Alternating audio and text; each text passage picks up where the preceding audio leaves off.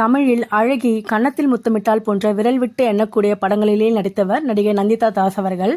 ஆனால் தான் தோன்றிய அழுத்தமான பாத்திரங்கள் மூலம் ரசிகர்கள் மனதில் நிலையாக பதிந்தவர்.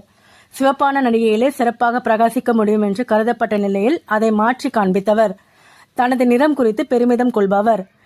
இயக்குனர் அவதாரமும் எடுத்த நந்திதா தாஸ் அவர்கள் சில முக்கியமான படங்களை தந்திருந்தார். அவர் தான் இயக்கிய மாண்டோ படம் பற்றியும் தனது தோற்றம் பற்றியும் அளித்த பழைய பேட்டி. நான் கல்லூரியில் படிக்கும் போதே எழுத்தாளராகவும் சமூக ஆர்வலராகவும் செயல்பட்ட சதத் ஹசன் மாண்டோ பற்றி படித்திருந்தேன். தான் வாழ்ந்த காலத்தில் இருந்த அரசியல், மக்களை பற்றி மாண்டோ எழுதியிருந்த விதம் என்னை கவர்ந்தது.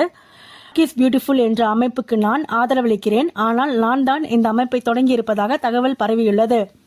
கருப்பு நிறத்தின் அடிப்படையில் பாராபட்சம் கூடாது. தங்கள் நிறம் குறித்து யாரும் தாழ்வு மனப்பான்மை கொள்ளக்கூடாது என்பதுதான் இந்த அமைப்பின் பிரச்சார நோக்கம். என்னை பொறுத்தவரை என் தோலின் நிறம் கருப்பாக இருப்பது எனக்கு பிடித்திருக்கிறது. அழகாகவும் வசதியாகவும்